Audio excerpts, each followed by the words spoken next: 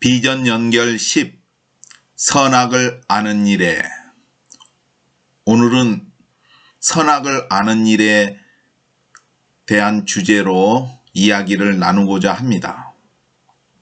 창세기 3장 22절에 보면 여호와 하나님이 가라사대 보라 이 사람이 선악을 아는 일에 우리 중 하나같이 되었으니 그가 그 손을 들어 생명나무 실과도 따먹고 영생할까 하노라 하시고 And the Lord God said, Behold, the man is become as one of us, to know good and evil. And now, lest he put forth his hand, and take also of the tree of life, and eat, and live forever. 오늘 성경의 이 구절을 말씀드리는 것은 이제 비전에서 제가 이제 비전에 대해서 설명을 해드린다면은 전철을 탔는데 전철에서 앉아 있었습니다. 근데 이제 이 팔꿈치, 내 팔꿈치와 손 사이에 팔꿈치 정도의 거리에서 손바닥만한 크기의 두 형상의 물체가 있었습니다. 이것이 왜냐면은 그때 제가 기도원에 오살리 기도원에서 내조를 탈 때에 30cm 정도 되는 회오리가 양쪽에서 기도원을 나갈 때까지 쭉 따라왔다고 했지 않습니까? 그래서 이것과 연결을 시키는 겁니다. 이게 내가 전철에 앉아 있었는데 팔꿈치 정도 이게 손끝 팔꿈치에서 손끝 사이에 그 사이에서 두 물체가 이미지가 딱 두 개가 손바닥 많은 것이 보였는데 우측에는 천사의 모습의 형태의 하얀색이 있었고 좌측에는 도깨비 형태의 형상이 있었습니다. 검은 형상이 있었습니다. 즉 우측에 있는 형상은 무엇이냐면은 내가 뱀을 짚는 천사든지 문을 두드리는 천사 그런 하얀색 옷을 입은 사람의 형상이죠. 사람의 형상이 째까는 30cm 정도가 내 앞에 팔꿈치 정도 되는 앞에 팔꿈치와 손 사이에 그 간격 사이에 있었는데 좌측에는 도깨비의 형상인 검은색 형체가 있었습니다. 이게 이제 뿔이 달려 있는 거죠. 이게 쉽게 말했으면은 로버트 태권브이를 보면은 로버트 태권브이 여기에 뿔이 이렇게 있습니다. 그리고 여기에 이렇게 뿔이 있는데 여기 귀에 있는 것은 빼고 그 위에 있는 뿔 두 개가 있는데 검은 형체입니다. 그래서 저는 이걸 도깨비나 또는 악으로 표현합니다. 그래서 이 두 개를 봤을 때에 천사다 악마다 라고 생각할 수도 있습니다. 왜냐면은 이제 예술가들이 그림을 그릴 때 한쪽에는 막 만화에서도 이제 그런 거 애니메이션 같은 데서 한쪽에는 막 그 천사 머리에 동그란 거 거시한 천사가 막 이쪽을 이렇게 해라고 하고 또 다른 쪽에는 뿔 달린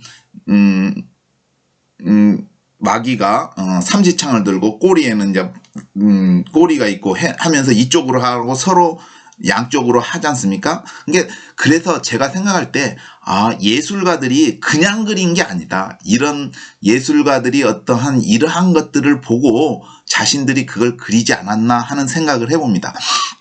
근데 저는 이것을 천사다 악마다라기보다는 그냥 선악이라고 생각합니다. 그냥 선악. 이게 우측은 선, 좌측은 악. 그냥 그 자체라고 생각합니다. 그냥 선악이라고 생각합니다. 이게 내가 본 것이 선악이다 라고 생각을 합니다. 그래서 이 구절을 성경과 연결시켜 볼 때에 창세기 3장 21절에 선악을 아는 일에 이 부분이 하고 연결을 시켰습니다. 왜냐하면은 아담과 하와가 선악과를 먹었습니다. 그래서 아담의 자손들은 선악을 알게 되었습니다. 이게 선악을 알게 되었기 때문에 그래서 제가 생각할 때는 이 선악과를 먹고 인간에게 이러한 선악이 존재한다고 생각합니다. 즉 우리가 운영체제를 볼 때에 운영체제만 있는 것이 아니라 운영체제가 사람이 살아있는 것이라면 운영체제에 바이러스를 체크하는 것도 있을 것이고 프로그램, 그 다음에 또 컴퓨터의 하드웨어적인 것, 뭐 에베레스트 같은 거 있습니다. 프로그램. 그러면 컴퓨터의 하드웨어 사양 같은 거, 어디가 펜이 얼만큼 도는가, 그런 것처럼 이런 인간에게 주어진 프로그램이 아닐까, 무의식이나 자아의식 또는 그런 것, 영적인 존재들이 아닐까 하는 생각을 해봅니다. 그러니까 인간이 태어날 때부터 이것들이 활성화되어서 인간에게 영향을 주는 것이 아닐까 생각을 해봅니다. 그러니까 우리가 어떤 판단을 할 때, 이게 선악이 뭡니까? good and evil, 그러니까 good and bad 이런 거, 좋다 나쁘다 이것을 판단하는 것이겠죠. 그게 임의대로 생각할 수 있는. 이게 아담이, 왜냐하면 하나님의 말씀을 들었으면은 그 하나님 말씀을 따라야 되는데, 아니다, 먹어도 된다. 쉽게 말해서 내 임의대로, 하나님 말씀이 아니라 내 임의대로 판단을 해서 그 선악과를 따먹은 것이죠. 화가 졌지만 일단은 하나님 말씀이 생각났을 텐데도 불구하고 내 임의대로. 이게 선악이라는 것을 먹었다는 것. 선악이라는 것이 뭐냐면은 이게 내 임의대로 하겠다는 것이죠. 우리가 이것이 좋다, 이것이 나쁘다는 판별력이 생기는 것이죠. 그래서 그 천사와 도깨비를 저는 이제 선악이라고 이야기하고 이 부분과 연관을 시켰습니다. 그래서 인류는 이러한 선악이 이게 의하여 판단을 한다고 생각됩니다. 이게 자기 생각도 있지만 이쪽 선한 것, 악한 것으로 인도한다고 생각합니다. 이러한 생각들이. 그래서 우리가 선한 쪽을 택하면은 하나님을 향한 것이고, 이 악은 인간을, 이게 악이 인간을 위한 것이지만 결국은 인간의 탐욕이나 욕구, 뭐 그러한 것들 로 해서 결국은 인간을 위한 것이지만, 그 악은 인간을 위한 것이지만 인간을 보호한다고 치지만 결국은 사탄 쪽, 악한 쪽으로. 그래서 이 악의 그 영향을 받은 사람은 영벌로, 이게 지옥으로 가는 거고, 이 천사, 하나님을 향한 것으로 하면은 천국으로 간다고 저는 생각이 듭니다. 그리고 인간에게도 이러한 것들이 선악이 다 있다고 생각됩니다. 왜냐하면 인간도 판단을 하기 때문에 이게 좋다 나쁘다 결국 그것을 가지고 있다는 겁니다. 보이지는 않지만. 그래서 이 부분에 대해서 이제 이거는 인간의 선택이라고 생각합니다. 그래서 결국은 인간이 천국을 갈지 지옥을 갈지 영생을 갈지 영벌을 갈지 그것도 인간이 선택을 한다고 생각됩니다. 왜냐하면 인간에게 선악이 있기 때문에. 신명기 이러한 선택에 대한 부분에 대해서 신명기 30장 19절에 보면은 내가 오늘날 천지를 불러 너희에게 증거를 삼노라. 내가 생명과 사망과 복과 저주를 내 앞에 두었은즉 너와 내 자손이 살기 위하여 생명을 택하고, 즉 생명을 택하고 했습니다. 이게 이거는 하나님께서 생명과 사망, 복과 저주를 두었는데 생명을 택하라고 하나님이 말씀하시는 거죠. 이게 하나님이 억지로 생명을 택하게 만들지는 않는다는 것이죠. 그 다음에 신명기 11장 29절에 내 하나님 여호와께서 내가 가서 얻을 땅으로 너를 인도하여 들이실 때 너는 그리심 산에서 축복을 선포하고 에발산에서 저주를 선포하라. 즉 축복과 저주도 이스라엘 백성이 하나님의 말씀에 순종하면 축복을, 그 다음에 말씀에 불순종하면 저주를, 즉 선택을 한다는 것이죠. 이것도. 그리고 마태복음 25장 46절에 저희는 영벌에 의인들은 영생에 들어가리라 하시니라. 결국은 인간이 영생이냐 영벌이냐도 인간이 선택한다고 저는 믿습니다. 이게 하나님이 막 영생으로 어거지로 또는 영벌로 어거지로 하는 것이 아니라 결국 인간의 선택에 의해서 영생과 영벌이 나뉜다고 생각됩니다. 즉 자기 자신의 책임이라는 것이죠. 오늘은 이렇게 말씀드리고 이제 세 가지 정도에 대해서 더 말씀드리자면은 첫 번째는 제가 이제 처음에 그 창세기에서 설명을 할 때 노아의 홍수 때에 땅이 나뉘었다고 제가 말을 했는데 약간 성경에 보면은 그것이 아니라 노아가 태어나서 한 500년 정도, 그러니까 노아 홍수 때에서 수백 년 흐른 다음에 땅이 나뉘어지지 않았나 생각을 합니다. 그래서 그것을 고치려고 수정하려고 합니다. 왜냐면은 역대상 1장 18절에서 19절에 보면은 아르박삿은 셀라를 낳고 셀라는 에벨을 낳고 에벨은 두 아들을 낳아 하나의 이름을 벨렉이라 하였으니 이는 그때의 땅이 나뉘었으며 그 아우의 이름은 욕단이며 그랬습니다. 즉 아르박삿이 노아의 손장각인데 아무튼 그 벨렉 때에 땅이 나뉘었다고 하였습니다. 그게 이 벨렉이 태어나서 죽을 때까지의 그 기간, 벨렉의 일생 동안 그 기간 안에 벨렉이 이 세상에 있는 동안에 그 기간에 땅이 그때에 나뉘어졌다고 생각이 듭니다. 이게 저는 이제 노아의 홍수 때 땅이 나뉘어졌다고 얘기를 했는데 그것이 아니고 한 홍수 나서 500년 후 정도에 이게 이제 대략 몇 년인지는 몰라요. 수백 년 지난 다음에 벨렉 때에 땅이 나뉘어졌다라고 생각이 듭니다. 지금의 지금 있는 거, 지금 우리가 지구본에서 있는 땅대로 나뉘어졌다고 생각을 하고 있습니다. 이게 노아의 홍수 때 지금 있는 형태로 나뉘어진 것이 아니라 이 구절을 보고 이제 제가 바꿨습니다. 근데 이제 땅뿐만 아니라 민족들도 지금의 막 그 전 세계에 여러 민족이 있지 않습니까? 이 민족들도 하나님께서 나누신 걸, 이게 땅도 하나님이 나누셨지만 이 인종들도 하나님이 나눴다고 생각이 듭니다. 근데 그 인종을 나눌 때의 기준이 이스라엘 민족의 어떤 숫자적으로 이 세상의 지구상의 인종도 나누어졌다고, 민족이나 인종이 나누어졌다고 생각합니다. 그것은 신명기 32장 8절에 보면 지극히 높으신 자가 열국의 기업을 주실 때 인종을 분정하실 때에 이스라엘 자손의 수요대로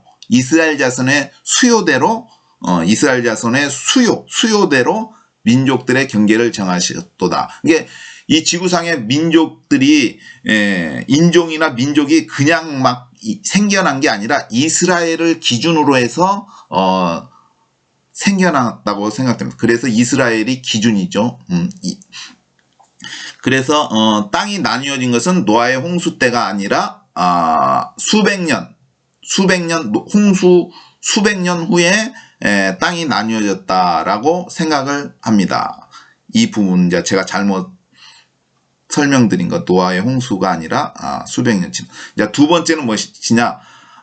그것도 창세기에 대해서 설명할 때 하나님은 빛이시라 했는데 제가 이제 창세기 1장 3절에 하나님이 가라사대 빛이 있으라 하심에 빛이 있었고, 그래서 내가 이제 하나님은 이 빛이 아니다. 즉 창세기 1장 3절에 가라사대가 하나님, 예수님이고 빛이 있으라 할 때 그 빛은 예수님이 아니다. 그래서 어떤 부류는 예수님이 이 빛이기 때문에 예수님이 피조물이다, 뭐 만들어졌다 하는데 실제적으로 가라사대가 빛을 만들었다. 즉 예수님이 그 창세기의 빛을 만들었다고 합니다.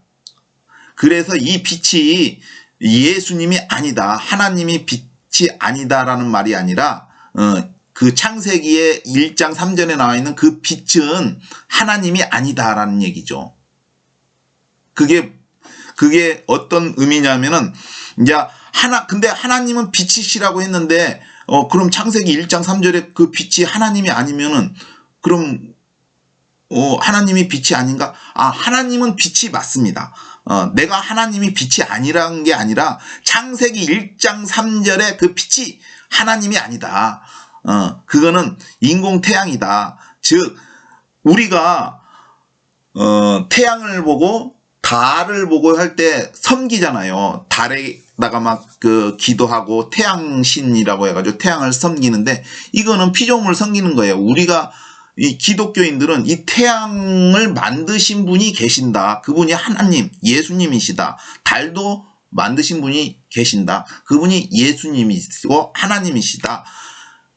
즉 피조물을 섬기면 안 된다. 그리고 태양과 달을 보고 하나님이 계시구나. 하나님을 생각할 수 있지 않습니까? 그것과 같이 1장 3절도 그것과 같다고 생각합니다. 근데 그 1장 3절의 빛이 예수님이 아니다. 근데 그러면 예수님은 빛이 아니시냐? 빛이죠. 하나님은 빛이시니까. 그러면은 이 부분이 왜 나왔는가를 대해서 설명을 드리겠습니다. 요한 1서 1장 5절에 보면 우리가 저에게서 듣고 너희에게 전하는 소식이 이것이니 곧 하나님은 빛이시라. 그에게는 어두움이 조금도 없으시니라 했습니다. 여기 요한 1서 1장 5절은 분명히 하나님은 빛이시라고 했습니다. 그러면은 이걸 누가 적었습니까? 바로 요한입니다. 그러면은 마태복음 9장 2절 3절을 보면 엿새 후에 예수께서 베드로와 야고보와 요한을 데리시고, 여기서 요한을 데리시고 또 나옵니다. 따로 높은 산에 올라가셨더니 저희 앞에서 변형되사 그 옷이 광채가 나며 세상에서 빨래하는 자가 그렇게 희게 할 수 없을 만큼 희어졌더라. 여기서 광채가 나며 했습니다. 바로 광채가 무엇입니까? 빛이지 않았습니까? 그래서 예수님은 빛이시다. 광채가 나잖아요.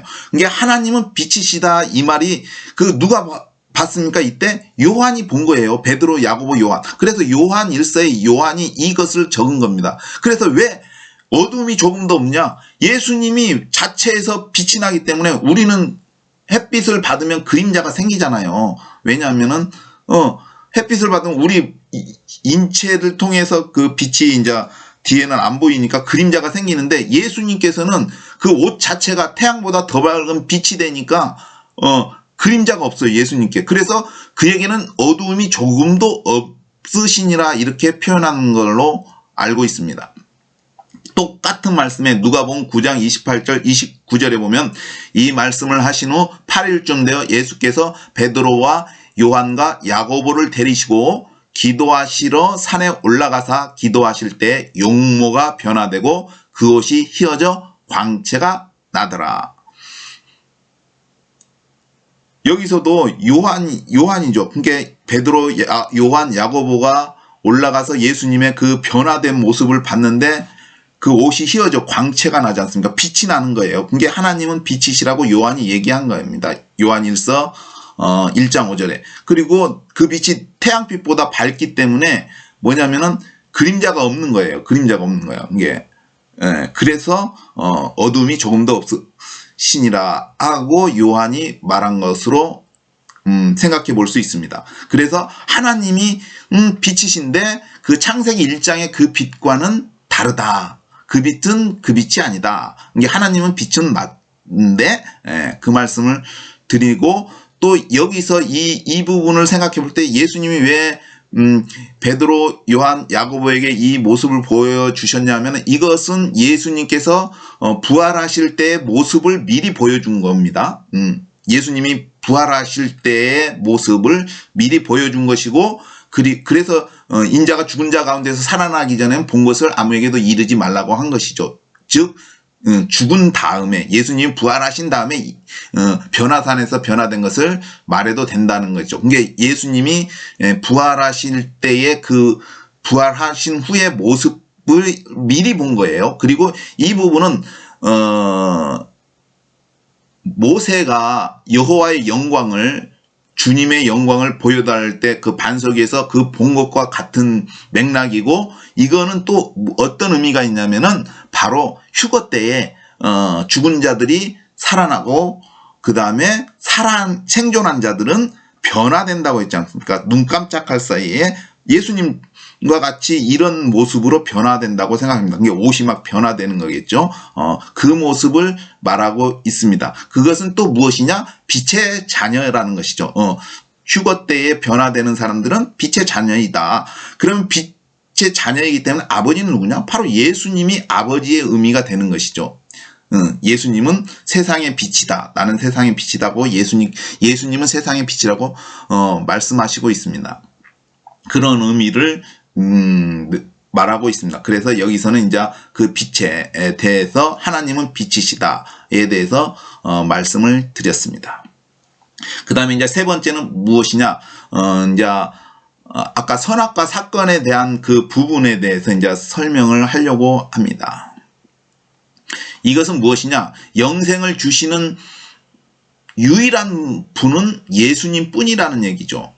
우리에게 구원을 주시고 영생을 주시는 분이 유일한 분이 예수님이라는 것을 이 선악과 내용을 통해서 알 수가 있습니다. 창세기 3장 24절을 보면은 이같이 하나님이 그 사람을 쫓아내시고 에덴 동산 동편에 그룹들과 두루 도는 화영검을 두어 생명나무 길을 지키게 하시니라 했습니다. 즉 아담은 범죄함으로 이제 쫓겨나서 그 근본된 토지를 갈게 되었습니다. 이게 이제 경작하는 거죠. 그 근본된 토지라는 것은 아마도 아담이 취한 땅, 이게 아담이 그 만든 땅이겠죠. 아담도 흙으로 만들었으니까 그 땅이겠죠. 그 땅 부분을 아담이 경작을 한 것으로 생각됩니다. 그러면은 여기서 중요한 것은 왜 하나님께서 생명나무 길을 지키게 했을까요? 아담하고 하하가 따먹지 못하게. 왜냐하면 영생을 얻을까봐. 죄가 있는데 영생을 얻을. 이게 동편에 그룹들과 두루 도는 화영검을 두었습니다. 그룹과 화영검. 근데 그러면은 이 생명나무 열매를 아담과 하하가 가면 어떻게 될까요? 아마 죽임을 당하겠죠. 죽임을 당하겠죠. 근데 예수님은 길이요 진리요 생명이라고 했습니다. 예수님은 길이요 진리요 생명이라고 했습니다. 그럼 이 길이 무슨 길이냐? 예수님이 말씀한 이 길은 바로 생명나무로 가는 그 길이죠. 근데 그 길을 하나님이 막았어요. 근데 유일하게 예수님이 그리로 갈 수 있는 길입니다. 그러면 이 생명나무 길로 어떻게 가느냐? 그럼 죽임을 당한대. 바로 예수님께서 그 생명나무 열매를 따온 거겠죠. 그럼 예수님은 죽임을 당하신 거예요. 시편 85장 11절에 보면 진리는 땅에서 솟아나고 의는 하늘에서 하감하였도다 했습니다. 진리가 땅에서 솟아난다는 것은 무엇을 말합니까? 바로 예수님이 부활입니다. 부활.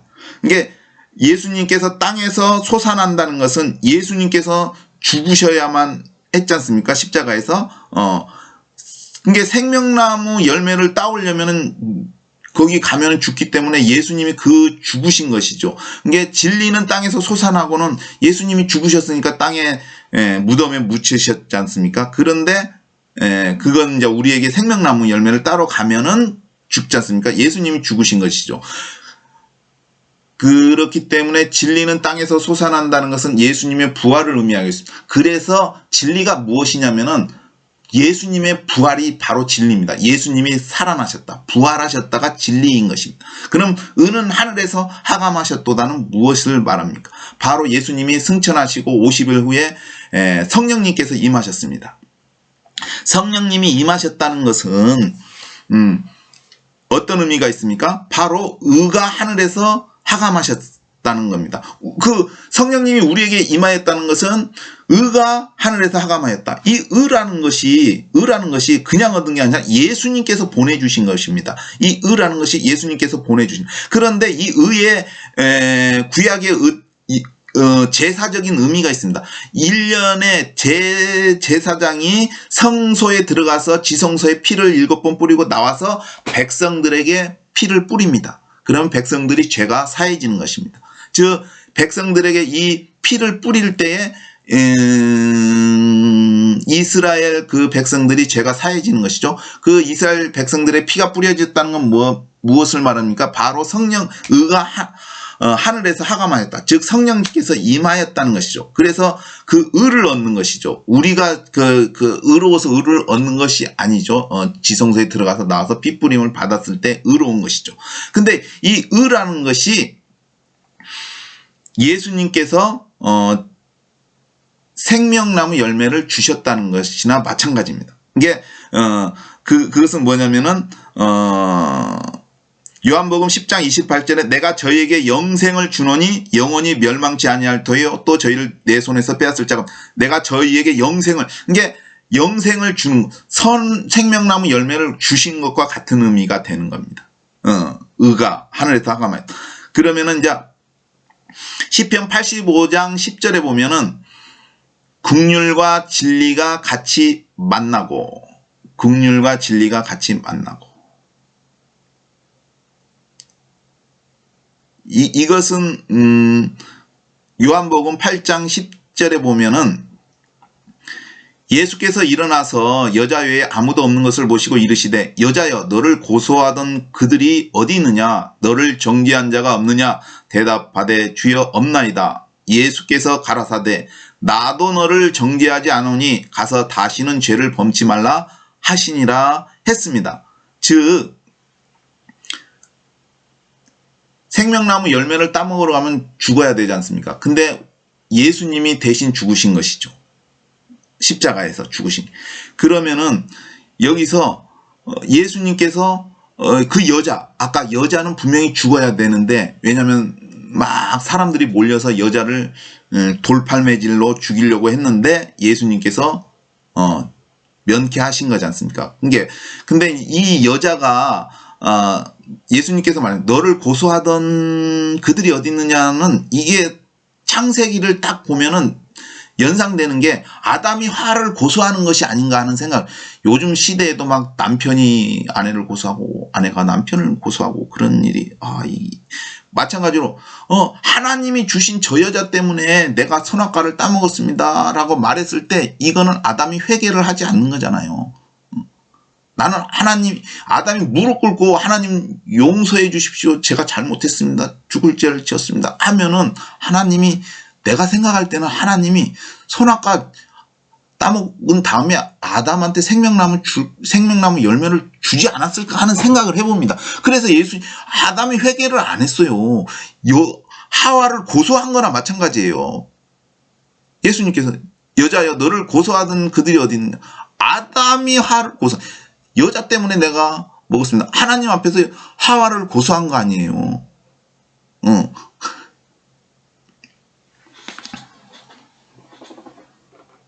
그래서 여자한테는 긍휼이 필요한 거잖아요. 긍휼, 진리. 예수님이 진리잖아요. 여자하고 예수님하고 만난. 여자가 죽어야 되는데 긍휼을 베풀어 준 거 아니에요.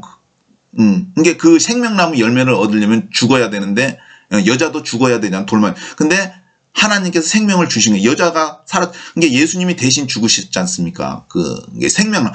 여기서 말하는 것은 길이요, 진리요, 생명에 대한 말하는 겁니다. 길은 아까 생명나무 길로 가는 것인데 그 진리가 무엇이냐? 바로 예수님의 죽으셨다는 것이죠. 생명나무 그 열매를 얻으려고 예수님이 가셨는데 그 굴욕과 그 화영검에 의해서 죽으신 것이죠. 그게 진리. 근데 부활하셨다는 것이죠. 우리는 그 진리를 믿는 겁니다. 그 다음에 의와 화평이 서로 입맞추었으며, 이게 하나님이 아담이 회개를 안 했잖아요. 그렇기 때문에 예수님께서 처음에 복음을 전하실 때 회개하라 천국이 가까웠느니라 했습니다. 회개하라를 왜 했겠어요? 아담이 인류가 회개를 해야 된다는 것이죠. 회개한 의인이라고 하지 않습니까? 그 다음에 의와 화평이 서로 입맞추었으며 했습니다. 그러면은 누가복음 7장 38절에 보면은 예수의 뒤로 그 발 곁에 서서 울며 눈물로 그 발을 적시고 자기 머리털로 씻고 그 발에 입맞추고 향유를 부으니 했습니다.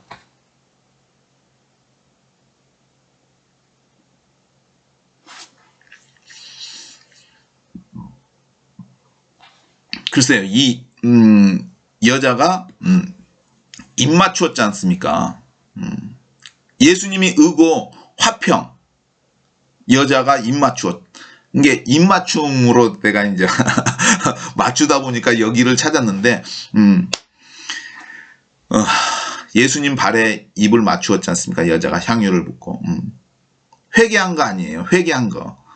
울며 예수의 뒤로 그 발 곁에 서서 울며 눈물로 그 발을 적시고 자기 머리털로 씻고 그 발에 입 맞추고 향유를 부으니. 제가 생각할 때는 이제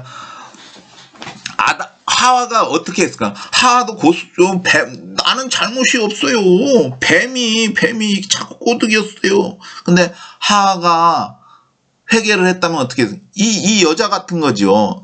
예수의 뒤로 그 발 곁에 서서 울며 눈물로 그 발을 적시고 자기 머리털로 씻고 그 발에 입 맞추고 향유를 부은. 이게 하와가 회개했다면 이 부분과 같아요. 여자가 입 맞추고 하나님 발에 용서해 주시 회개하겠죠. 그러면은 의와 화평이 서로 입 맞춤. 그러면 거기에 화평이 있었겠지 않을까? 에덴 동산에서 그 법정 하나님 그 앞에서 화평이 있지 않았을까? 하나님은 의이시지만 그 벌하는 것이 아니라 의가 있기 때문에, 정의가 있기 때문에 심판이 있는데, 여자가 이렇게 회개를 했다면, 이 여자처럼 회개했다면, 하와가 회개했다면 화평이 있지 않았겠어요? 그럼 하나님이 이 에덴 동산에서 그냥 생명나무 열매를 나는 분명히 하나님께서 주셨다고 생각이 들어요. 주셨을 거라고 확신하고 있습니다. 근데 지금 그 생명나무 열매를 따로 이제 예수님이 가는데 죽으셨지만 예수님께서 그 열매를 우리에게 주셨다. 왜 그러냐면은 요한복음 17장 3절에 영생은 곧 유일하신 참 하나님으로 오신 예수 그리스도를 아는 것입니다 했습니다. 그리고 요한복음 6장 47절에 진실로 진실로 너에게 이르노니 믿는 자는 영생을 가졌나니 했습니다. 요한복음 10장 28절에 내가 저희에게 영생을 주노니 영원히 멸망치 아니할 터이요 또 저희를 내 손에서 빼앗을 자가 없느니라. 즉 무슨 말이냐면 영생을 주었다는 것은 그 생명나무 열매를 따서 우리에게 주시는 것이라고 생각이 듭니다. 즉 예수님께서 십자가에 돌아가셨는데 그 십자가가 화영검. 제가 십자가가 여러 가지 의미, 제단의 의미도 있고 검의 의미도 있고 아무튼 여러 가지 의미를 얘기했을 때 검은 뭡니까? 분리하는 거지 않습니까? 분리하는 것.